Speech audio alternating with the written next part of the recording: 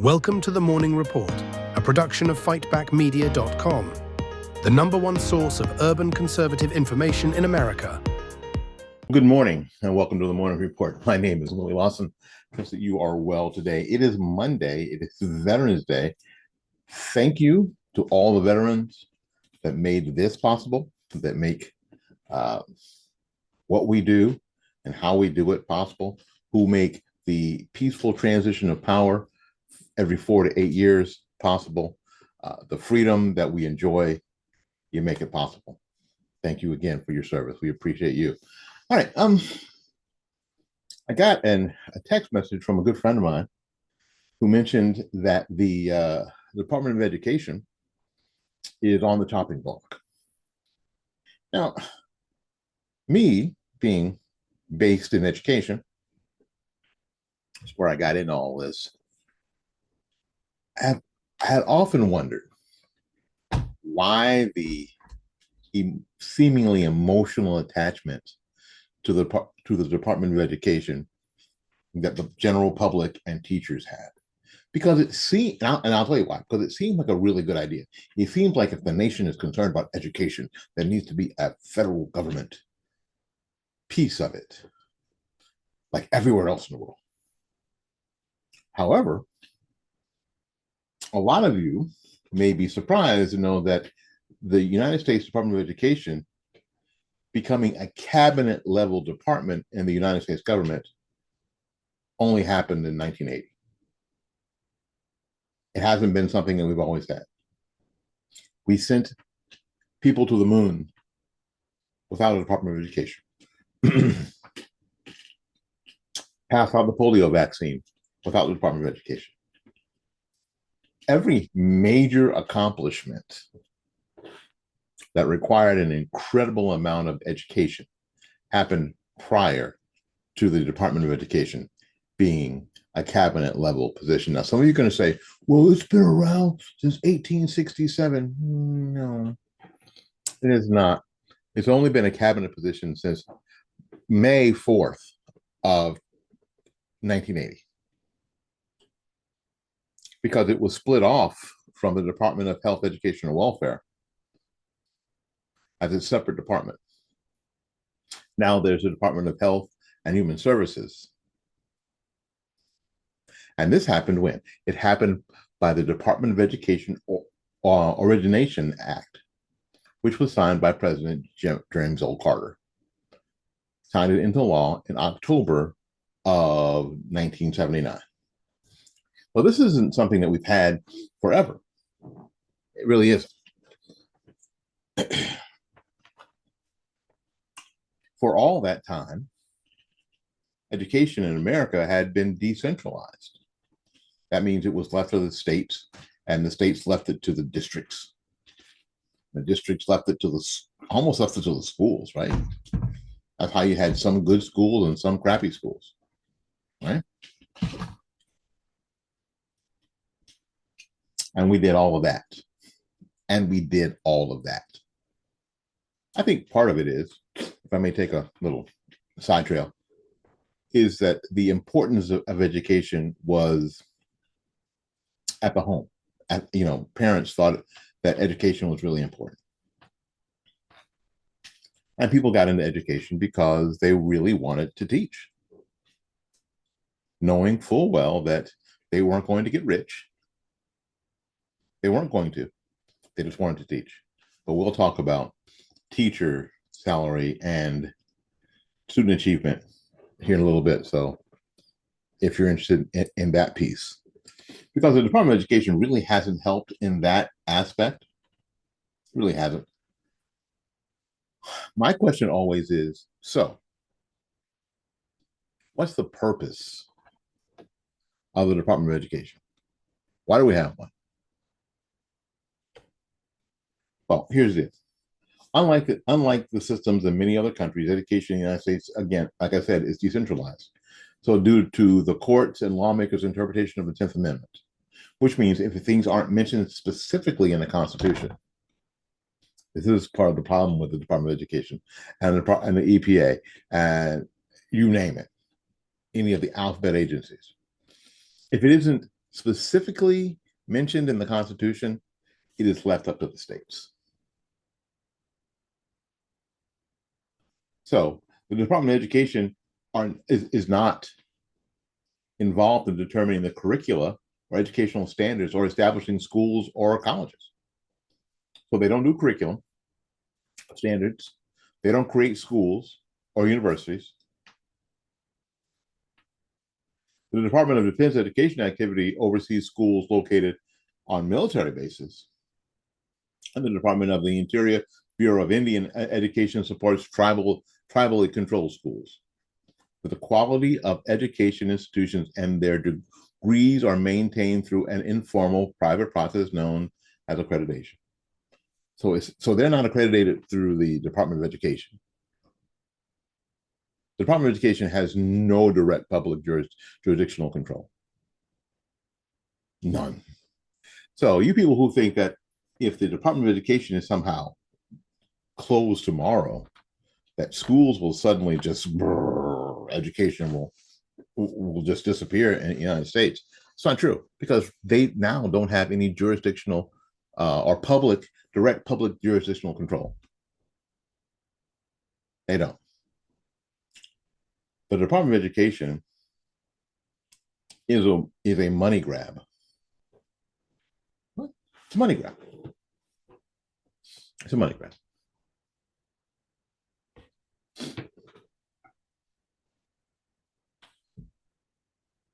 Their budget right now is $238.04 billion.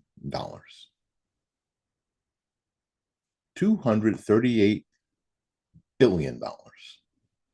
They got 3,900 employees. $1 billion. Of that, $28 billion, or 33%, goes to Pell Grants. And the other $23 billion goes to the federal direct student loan programs. $14 billion in Title I grants, $12 billion in special education, and others. There's about $8 billion is others. I love that others. What in the heck is $7 billion floating around? Chump change to them, right? It's only like 9% of their budget. That's their budget.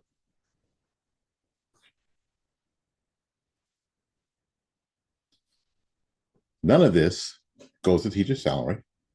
None of this goes, with the exception maybe of Title I grants, because there has been, and I looked it up, let me see here, there has been maybe some benefits in Title I grants, but for a small percentage of schools in underprivileged areas, underserved areas,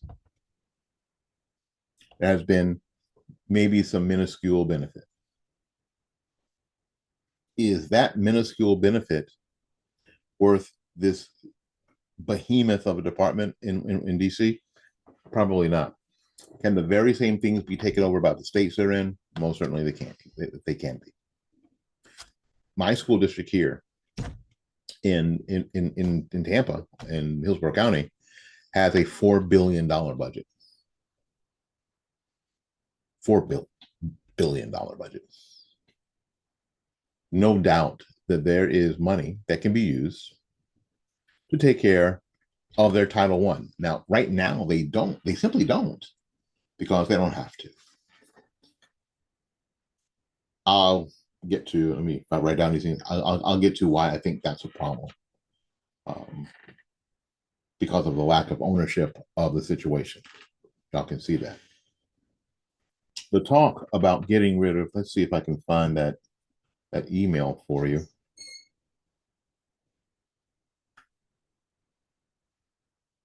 Oops, 1 second here. It's like Cardi B looking at her phone for her notes, right? In Oklahoma education, where my friends are, Superintendent Walters issues a memo on dismantling the United States Department of Education. In Oklahoma City, this is from KFOR in Oklahoma City. Superintendent Ryan Walters issued a memo on Thursday addressing the dismantling of the U.S. Department of Education proposed by President-elect Donald Trump. In the memo, Walters outlines 5 areas that he said would restore authority to the states if the U.S. Department of Education is eliminated: championing parents' rights, ending social indoctrination in classrooms, protecting patriotism in curriculum, stopping illegal immigration impact on schools, and blocking foreign influence in our schools. Now, this fella says this: I look forward to working hand in hand with the Trump administration to help dismantle the decades of damage the federal government has inflicted on public education. He said that in a Twitter post. You see, there are people who are in education who understand that they are hamstrung by the Department of Education. Yes, schools through Title I grants get money, but there isn't a nickel that doesn't have a string attached. If you don't do this, then you will lose this. And like I just said, what happens is schools become, or school districts become, dependent, easily dependent on federal money. It's like magic money, right? It's like monopoly money. It's federal money, not our money. It's federal money. Came out of the sky. It came out of your pocket. While your local school district is picking one pocket, the federal government is picking the other. Right. So this dismantling of this department that frankly we have not really seen any major benefit. As a matter of fact, if we watch major test scores over the since 1980, we've not seen any benefit at all. So go ahead and let's look at SAT scores from 1980 to now. Okay, so what we have on the screen is from the prepscholar.com website, basically showing the SAT scores from 1980 through, well, 2016, actually 2023. Not all of these have been done, but here we go. Let's get started. This is the math score is in the left-hand column, and the reading score, which the whole thing used to be just math and reading. Here in the average scores in 1972, we can see 1039 average score, 509 in math, 530 in reading. Here in 1980, you see that both of these scores are dropping. We'll continue to watch. 10 years later, math scores are up. Reading scores are flatline. Let's go to 10 years later, 2000, 40 years after the start. I mean, our 20 years, excuse me, after the start, math scores are up a little bit. 514, reading score is still about the same. Let's go another 10 years. Math scores are up 515, and reading scores are pretty much the same. Writing has been implemented. Let's look at 10 years later. We haven't put the writing scores back.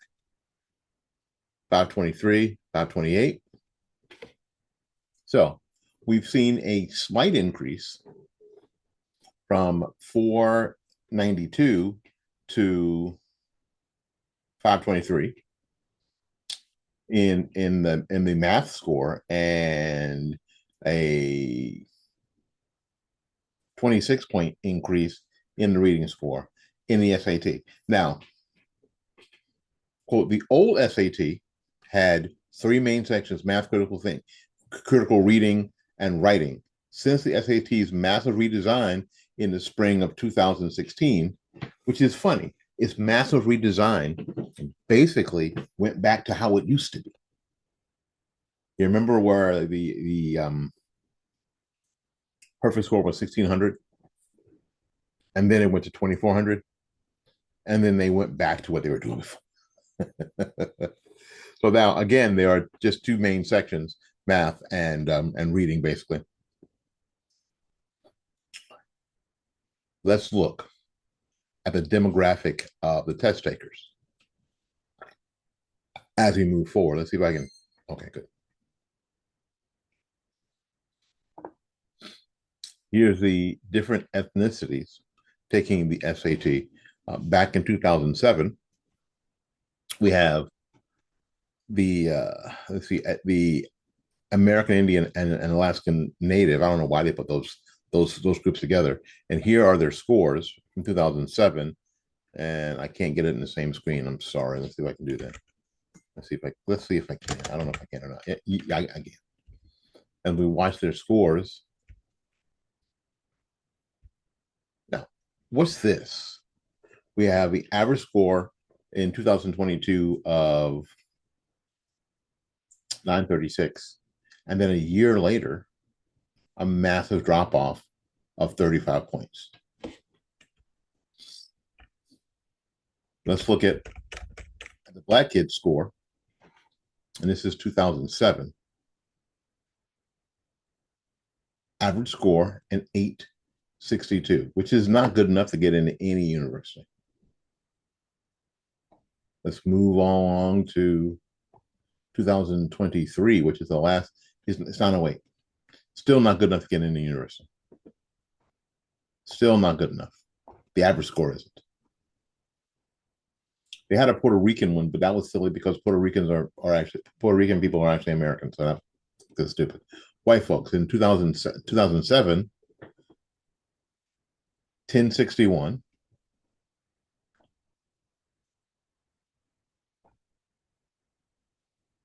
$10.82. Really not that big a difference. I don't know why they have biracial people here, but whatever. So the idea is that the years of study that a student engages in matter. The more years the secondary education someone has completed, the better average score on the SAT will be. The higher GPAs also correlates with higher SAT scores. Generally, critical reading, now just called reading, and the redesigned SAT has taken an overall decline, whereas math score has risen slightly over time. Like these, and I wanted to talk about this, these benefits, these benefits that we see, a lot of people will use them as justification for the Department of Education. They'll use them as justification for teacher salaries. But we see that these scores are almost independent of the Department of Education. We've already learned that the Department of Education has no jurisdiction locally, zero jurisdiction locally. And the only benefit might be through Title I grants. And you don't have a lot of Title I kids, and let me be honest with you, a lot of Title I kids competing for college entrance. You don't.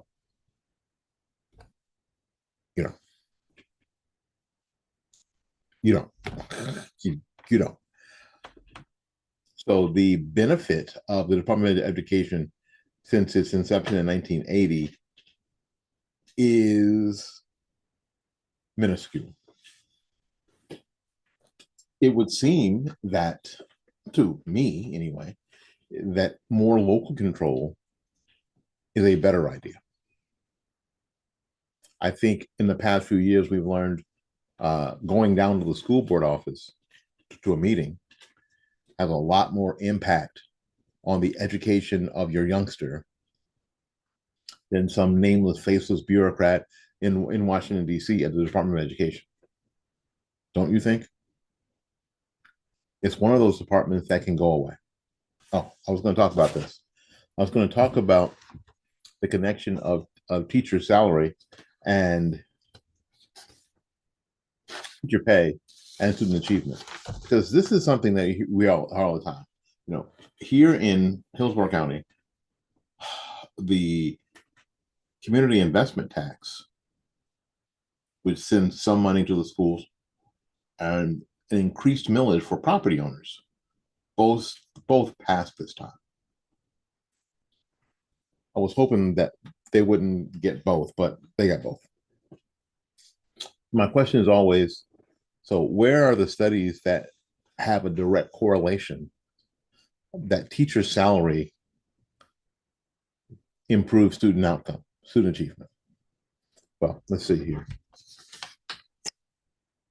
Got a little information for us.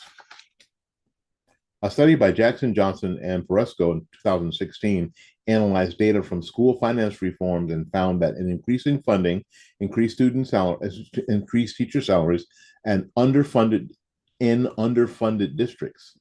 Underfunded districts led to significant improvement in student outcomes, particularly for disadvantaged students. The study found that each 10% increase in spending per pupil, some of which goes to teacher pay, correlated to the higher high school graduation rates and earnings in adults. Well, but what did I just say? Most of these underfunded districts are what? Title I districts. These aren't the kids who are competing at Georgia Tech and Embry-Riddle and MIT and Harvard. They are not. So there is some increase, right? Let's look at another one. Impact on teacher retention and quality. If you get paid more, people will hang around. And as they hang around, the teacher might get better at their job. I know that I'm better at my job because I've been doing it almost 40 years. It's fun to just sort of surprise students with what you know sometimes, and you're not showing off. Well, sometimes you are. You're not showing off, and it's just because you've done it a lot. It isn't necessarily, I tell them all the time, it's not necessarily because I'm smarter than other people, although I probably am. It's because I've seen it before. So when you can retain people longer, you have the opportunity, they have an opportunity to get better. Teacher pay and student test scores. A study conducted by the National Bureau of Economic Research, NBER, in 2017 found that raising teacher pay led to moderate increases in student test scores, especially in economically disadvantaged areas. All of these have to do with poor kids. Now, it would seem to me that if you're going to pay teachers, if you're going to increase salaries, you would go ahead and increase the salaries in those areas where you have, quote, disadvantaged or underserved children.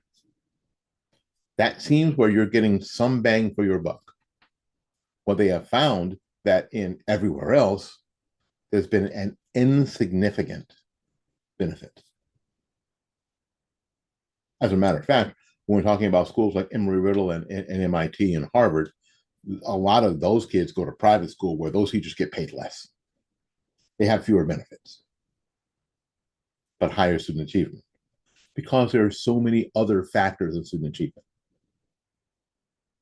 So simply throwing money at teachers and administrators is never going to be a real solution.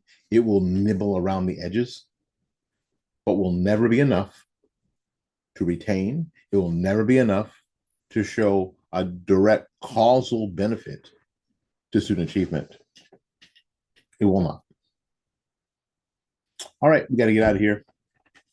Maybe for somebody else. So until we see you again, go out there and learn to love somebody. And for goodness sakes, y'all take care of yourself. We will see you when we see you. Bye-bye now.